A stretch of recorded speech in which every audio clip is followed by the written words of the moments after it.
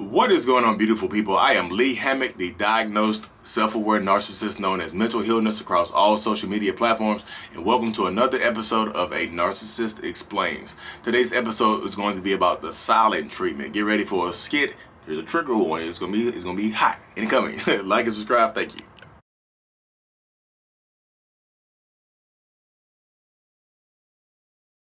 So are you just not going to talk to me?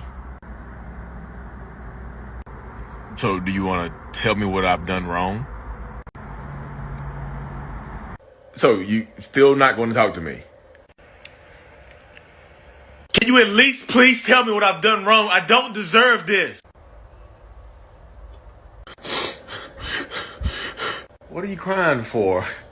Don't cry. Look, we're going to be okay. Things just happen. We both make mistakes. I'm crying because you don't talk to me to tell me what mistakes I've made. You just completely shut me off. Because you should know what you've done wrong. Well, I shouldn't have to explain it to you. You're an adult. You should know what you've done wrong to me. Oh my God, why are you like this?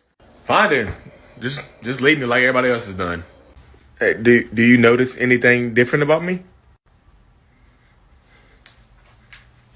Are you really doing this again? I thought we handled this yesterday. Please talk to me. Yeah, I'm on the way.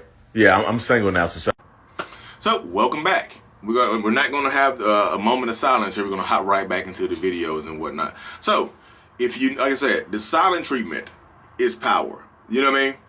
The silent treatment is power. The silent treatment is control. The silent treatment is the silent treatment is meant to punish and control the person that is there, that they are being silent to. The narcissist uses the lack of communication as punishment and control to the other person.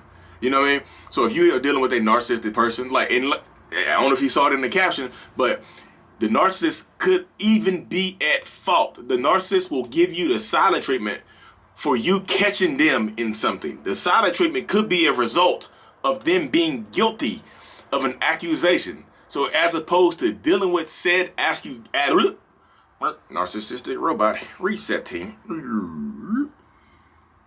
reboot completed. So instead of dealing with the guilt of the accusation, they would just go silent. They'll just go silent, ignore you, make you apologize. Look, you will apologize to them for them going silent. To get them to talk to you, you'll end up apologizing to them for them being guilty of something that they have done to you that you found out. Think about that right there.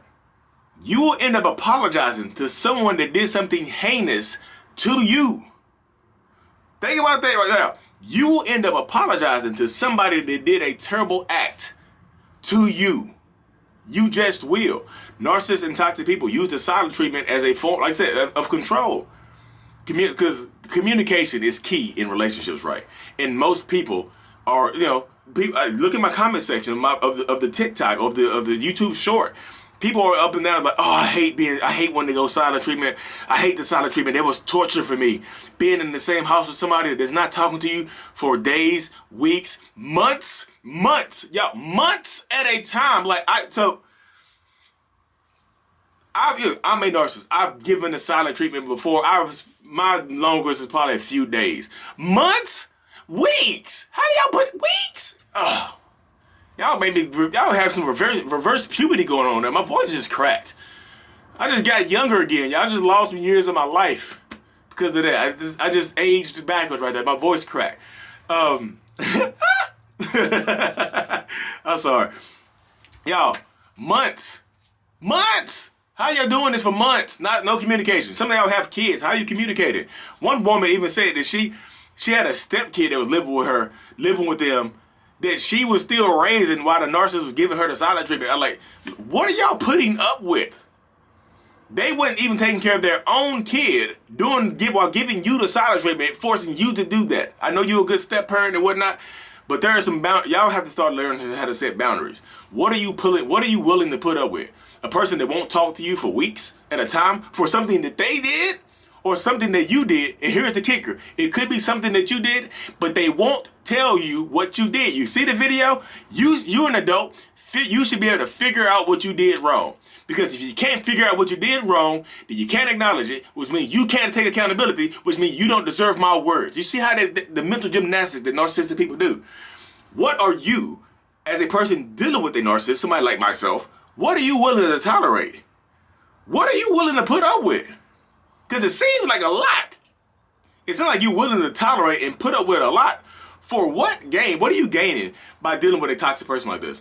What are you gaining from putting up with this abuse, for putting up with this situation, for putting up with the silence? What are you gaining? I know, just ask me. This is not me chastising you or victim blaming. This is me asking you a simple question. What are you gaining? There needs to be a net positive here, because if you allow them to be silent, if they're being silent, here's another caveat, y'all. If they're being silent to you, that means they're talking to someone else. They're not being silent to everybody else. They're being silent to you. They're stonewalling you, acting like you don't exist. You might as well be Casper the damn ghost in the house. You know, they walk by you, they just dancing by you and doing stuff like that. If they're not talking to you, if they're not communicating with you, then they're more than likely communicating with someone else. They're actively searching for your replacement. So look at it from that perspective right there. If they're not talking to you, they're talking to someone else. They're communicating with someone else. They just are. Take that as face value. I know people are just like, no. There's denial kicking in. It doesn't have to be somebody that you're cheating with. They're actively looking for an emotional connection from someone else to replace you with. I know y'all, emotional cheating is still cheating, but still, they might not be going to physically leave you, but they're emotionally discarding you and getting ready to connect to someone else emotionally. It doesn't have to be physical.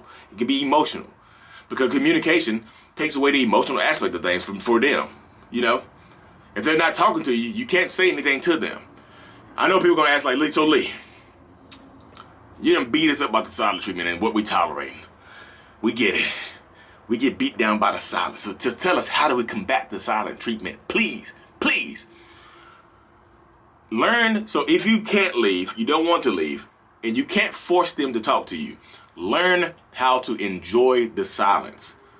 People started reading books. People started writing books. People started listening to the music. People started enjoying the silence, because if that person is disrespectful enough to you, or cares about you that less, that doesn't care enough to you to speak to you, to communicate with you, they don't deserve your words anyway. Put that time, effort, energy you spend begging and pleading for them to talk to you into something else, into something useful. Put it into something useful. Enjoy the silence. If you cannot leave, enjoy the silence. If you have to communicate some pertinent information to them, because if you, like, even if they're giving you the silent treatment, if you have something important to say, like an important event coming up, some kind of timing, some kind of scheduling thing coming up, say it out loud, or send it to them a text message, or write it down somewhere where they are definitely going to see it at. That way, when they start talking to you again, if they start talking to you again, they can't hold it against you. They can't get mad at that. You didn't tell me about this. Why didn't you tell me about this? Like, I wrote it down. I told you. You weren't talking to me. I said what I needed to say. I told you. That's on you. But always, of course, y'all, take this information with a grain of salt, and always use discretion when you're doing this. Use discretion, because some people are violent, you know? I'm not telling you to fight fire with fire, but like me, I match energy, you know? Start enjoying the silence. When they get, because their silence can be peaceful to some people. You so used to them talking over you and not having a voice. Now they don't have a voice. Shit. Now they're not talking. So use this time wisely. Now you got some time to go, like, do what you want to do. In the house, of course, because you leave the house, you can cause some problems. Like, y'all, I understand how narcissistic people are. I am one of them. I've been clear that I'm still a narcissist. I am. But you learn how to enjoy the silence, y'all. Do it. You have to, because if you don't learn how to enjoy the silence, I promise you that it will be weaponized against you later on. You know, it just will. The silence will be weaponized against you later on. If they know that the silence affects you like this, they're going to keep doing it. Why wouldn't they? Why wouldn't they keep using it? Why wouldn't they keep being silent? Why wouldn't they? If it works, why stop doing what works? You know, if you know, like I said, and you gonna to keep them talking to you, you're gonna watch what you say to them. If you know I go silent, if you're aggressive to me, you're gonna watch how you talk to me, aren't you? Because the threat of silence is there. So you're gonna watch how you talk to me just because you think I might go silent on you. You see how that works right there? Narcissists, yeah, there's a lot of calculation that goes into being a narcissist. They beat you down to the point enough where you don't even want to talk anymore because you're being mentally, physically, verbally abused. Like, if I approach this the wrong way, they're gonna get mad at me. Boom. We got it now, y'all. You got it. You got me. You got Ben Taylor. You got Cluster B Milkshake. You got all these survivors and stuff out here trying to lead you to freedom, lead you to peace. Peace. Find the peace. You deserve it. Your peace is worth the fight. I will end on that one, y'all. Thank y'all for tuning in. Like and subscribe. We getting passionate this year. It's 2022. Let's get it. Mental Illness is out. Peace. Peace.